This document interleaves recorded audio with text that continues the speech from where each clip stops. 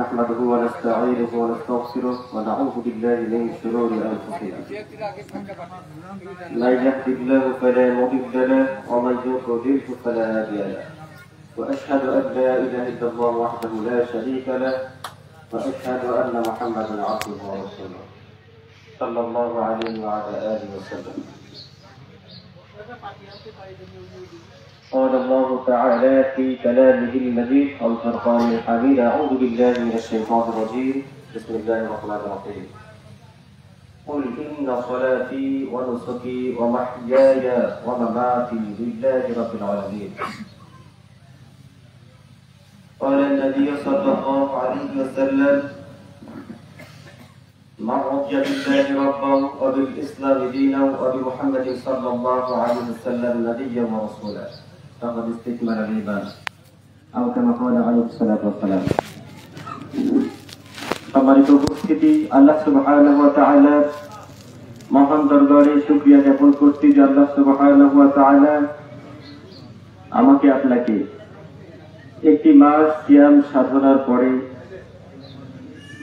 একটি মাস চেষ্টা করার পরে, পরিশ্রম করার পরে পারিশ্রমিক নেওয়ার জন্য ঈদগাহ ময়দানে এসে উপস্থিত হওয়ার তৌফিক দান করেছেন। এই জন্য আমরা সকলে দিল থেকে শুকরিয়া জ্ঞাপন করছি। আলহামদুলিল্লাহ আলহামদুলিল্লাহ। নবীজির উপর দরুদ আর সালাম, যে নবীজির মাধ্যমে দুনিয়ার মধ্যে আমরা আল্লাহ সুবহানাহু ওয়া তাআলা আখিরি কালাম, সর্বশ্রেষ্ঠ এবং সর্বশেষ আখিরি কালাম পবিত্র কুরআনুল কারীম পেয়েছি এই দুনিয়ায় চলার জন্য সর্বশ্রেষ্ঠ আদর্শ, সর্বশ্রেষ্ঠ উত্তম চরিত্র, দিক নির্দেশনা। পৃথিবীর মধ্যে যখন মানুষ অন্ধকারাচ্ছন্ন ছিল, পৃথিবীর মধ্যে কোনো নৈতিক মূল্যবোধ, নৈতিকতা, ভালো কাজ বলতে যা বোঝায় সবকিছুই অনুপস্থিত ছিল, ঠিক সেই সময় আল্লাহ রাব্বুল আলামিন তার প্রিয় হাবিব জনাবে মুহাম্মদুর রাসূলুল্লাহ সাল্লাল্লাহু আলাইহি ওয়াসাল্লামকে পৃথিবীর অন্ধকার অতল গহ্বরে চলে যাওয়া পৃথিবীর মানুষদেরকে আলোর মধ্যে নিয়ে এসেছেন, যার মাধ্যমে তিনি হলেন আমার নবী, আপনার নবী, নবীদের নবী, বিশ্ব নবী জনাবে মুহাম্মদুর রাসূলুল্লাহ সাল্লাল্লাহু আলাইহি ওয়াসাল্লাম। সম্মানিত উপস্থিতি, আল্লাহ সুবহানাহু ওয়া তাআলার মাধ্যমে পৃথিবীর মধ্যে আমরা সবচাইতে সুশৃঙ্খল একটা নিয়ম, জীবন ব্যবস্থা পেয়েছি। এই জীবন ব্যবস্থা শুধুমাত্র একটা ধর্মের নাম নয়, ইসলাম একটা ধর্মের নাম নয়। অন্যান্য অসংখ্য ধর্ম রয়েছে, এইরকম গতানুগতিক কোন ধর্মের নাম ইসলাম নয়। ইসলাম একটা পূর্ণাঙ্গ জীবন ব্যবস্থা। ইহুদি খ্রিস্টান অন্যান্য ধর্মের মধ্যে আনন্দটা ধর্মের মধ্যে নেই। আনন্দ, মজা এগুলা ধর্মের বহির্ভূত কাজ। ধর্মের মধ্যে যেন আনন্দের রেশ নেই। কিন্তু ইসলাম এমন একটা জীবন ব্যবস্থা যার মধ্যে আনন্দ, দুঃখ, বেদনা, সহমর্মিতা, সহানুভূতি সবকিছুর সমন্বয় একটা জীবন ব্যবস্থা। বলেন আলহামদুলিল্লাহ আলহামদুলিল্লাহ। আমরা একটি মাস আল্লাহ সুবহানাহু ওয়া তাআলার হুকুমে, বিগত একটি মাস, গতকাল থেকে নিয়ে একটি মাস আমরা শুভে সাদিক থেকে সূর্যাস্ত পর্যন্ত কোন খাদ্যপান আহার করি নাই, ঠিক কিনা বলেন? কার হুকুমে? আল্লাহ সুবহানাহু ওয়া তাআলার হুকুমে। যে আল্লাহ সুবহানাহু ওয়া তাআলার হুকুমে একটি মাস আমরা না খেয়ে দিনের বেলা কাটিয়েছি, সে আল্লাহ তাআলার হুকুমে আজকে এই সকালে আপনার ঈদগাহ ময়দানে আসার পূর্বেই কিছু আল্লাহ তাআলার হুকুমে খাওয়াটা হলো ফরজ। আপনি যদি কিছু না খেয়ে ঈদগাহ ময়দানে আসেন তাহলে এটা আল্লাহ তাআলার দিনের মধ্যে আপনি নেই। কারণ রাসূল সাল্লাল্লাহু আলাইহি ওয়াসাল্লাম ঈদগাহ ময়দানে আসার আগে খেজুর খেতেন, 3টা 5টা 7টা খেজুর খেতেন। যে আল্লাহ তাআলার জন্য গতকাল না খেয়ে থাকা ছিল ফরজ, সেই আল্লাহ তাআলার হুকুমে আজকে খাওয়াটা ফরজ, আজকে না খেয়ে থাকাটা হারাম।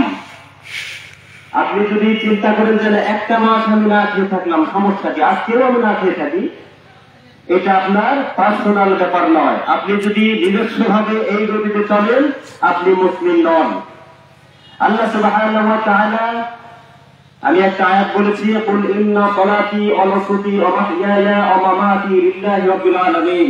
আল্লাহ সুবহানাহু ওয়া তাআলা বলছেন তার হাবিবকে যে আপনি বলে দিন যে আমার নামাজ, আমার কুরবানি, আমার বেঁচে থাকা, আমার মারা যাওয়া, পরিপূর্ণটাই টোটালি আল্লাহ সুবহানাহু ওয়া তাআলার জন্য নিযুক্ত। তার মানে আমি যে বেঁচে আছি, আমার বেঁচে থাকাটা আল্লাহর জন্য। তারপরে আপনি বেঁচে থাকার মধ্যে যত যা করবেন সবকিছু আল্লাহর জন্য। প্রত্যেকটা বিষয়ের মধ্যে আল্লাহ সুবহানাহু ওয়া তাআলার ইবাদত লুকায়িত রয়েছে। শুধুমাত্র আপনি আল্লাহর হুকুম মাফিক চলতে পারে, সেটা আল্লাহর ইবাদত হবে। এই জন্য আজকে রোজা না রাখাটা আল্লাহর ইবাদত, রোজা না রাখাটা আল্লাহর ইবাদত। আপনি সারা বছর রোজা রাখেন, 5টা দিন রোজা রাখা আপনার জন্য হারাম। এই 5টা দিন রোজা না রাখাটাই ইবাদত। ওই 5টা দিন আপনি যদি রোজা রাখেন, আপনি হারাম কাজ করবেন, আল্লাহর বিরুদ্ধাচরণ করলেন। আল্লাহ সুবহানাহু ওয়া তাআলার হাবিব সাল্লাল্লাহু আলাইহি ওয়াসাল্লাম যখন মদিনাতে গেলেন, মদিনাতে যাওয়ার পর দেখেন যে ওখানকার ইহুদিরা 2টা দিন আনন্দ করে। রাসূল সাল্লাল্লাহু আলাইহি ওয়াসাল্লাম বললেন, তোমরা এই 2টা দিন কেন আনন্দ করো?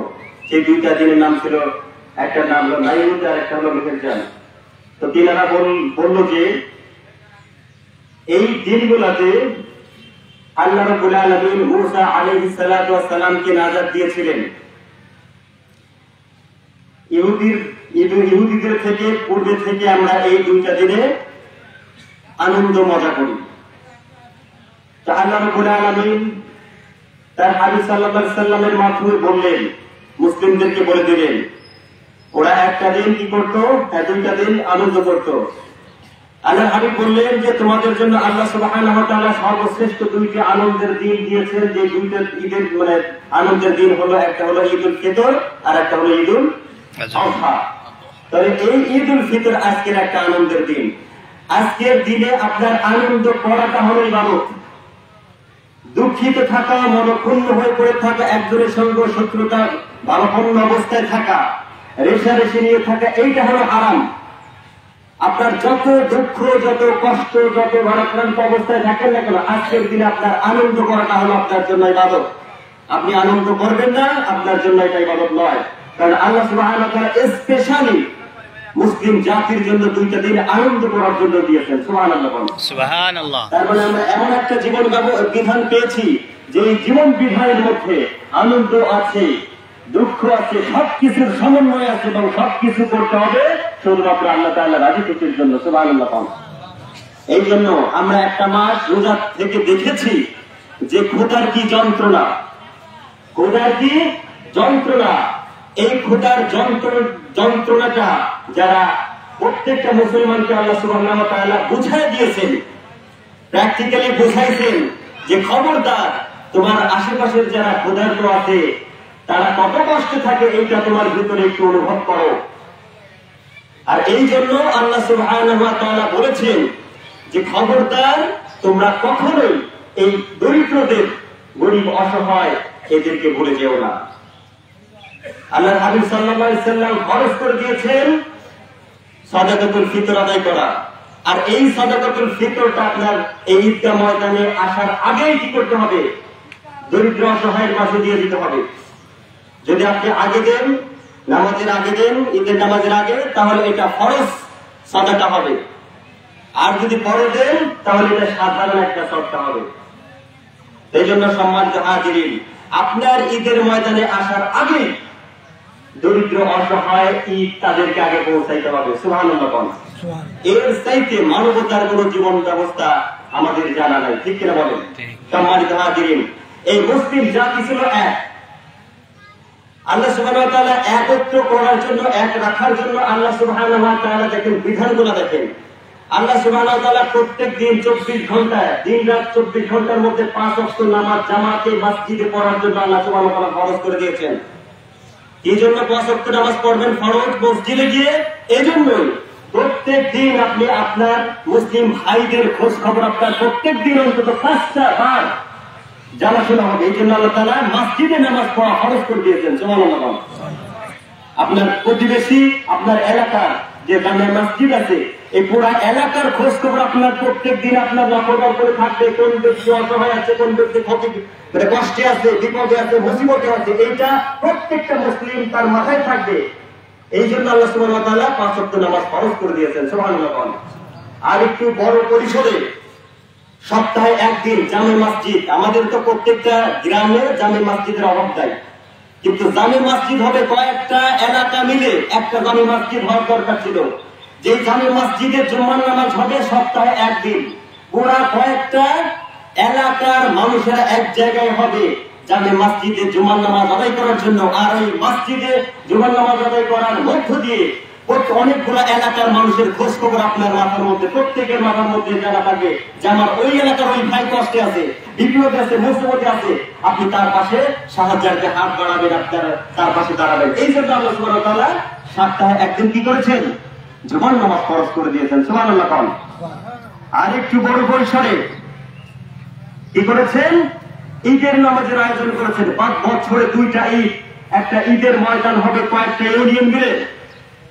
যে ইউনিয়নে বিশাল একটা ঈদের ময়দান হবে, যে ঈদের ময়দানে সমস্ত মুসলমানরা, কয়েকটা ইউনিয়নের মুসলমানরা এক হয়ে একজন আরেকজনের খোঁজ খবর জানবে, একজন আরেকজনের পাশে মানে খোঁজ খবর নিয়ে কে কোথায় কি বিপদে মুসিবতে আছে, এইটা খোঁজ খবর নিয়ে মোটামুটি কয়েকটা এলাকার মুসলমানদের এক ইউনিটির মধ্যে আল্লাহ সুবহানাহু ওয়া তাআলা আনার জন্য ঈদের ব্যবস্থা করে দিয়েছেন। সুবহানাল্লাহ।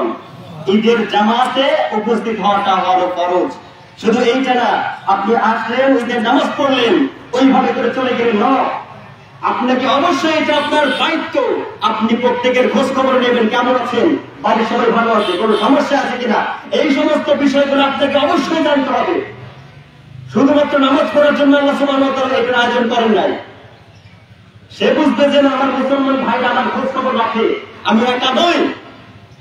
আর সবচাইতে আন্তর্জাতিক পর্যায়ে সারা বিশ্বব্যাপী আল্লাহ সুবহানাহু ওয়া তাআলা মুসলমানদের এক করে দিয়েছেন হজের মাধ্যমে। সুবহানাল্লাহ। সুবহানাল্লাহ। সারা বিশ্বের সমস্ত দেশের মুসলমানরা যখন এক হবে, তখন হজের ময়দানে গিয়ে মানুষ জানতে পারবে সোমালিয়ায়, ফিলিস্তিনে, এরিত্রিয়ায়, কাশ্মীরে, মালিতে, সিরিয়ায়, এইভাবে করে পৃথিবীর যে সমস্ত মুসলমান দেশের মুসলমানরা না খেয়ে খেয়ে হাড্ডিগুলো বেড়ে গেছে, দুধের শিশু হাড্ডি বেড়ে গেছে না খেয়ে থেকে থেকে, পশু পাখিরা হাড্ডি বেড়ে গেছে না খেয়ে থেকে থেকে, মানুষ খাবার পায় না, কুকুর গুলা খাইতে খাইতে কুকুরের খাবার কোনো অভাব হয় না।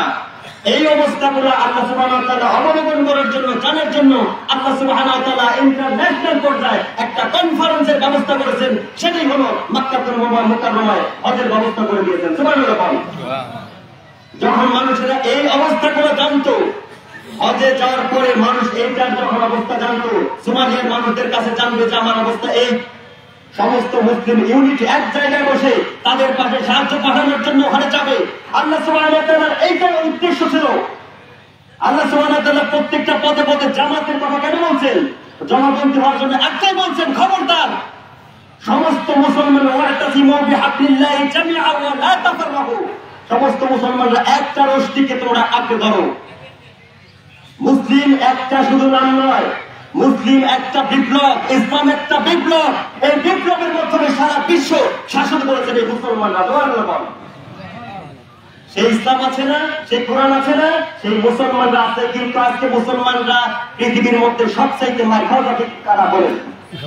বলেন, বলতে কি মানে লজ্জা লাগে? কেন লজ্জা লাগবে?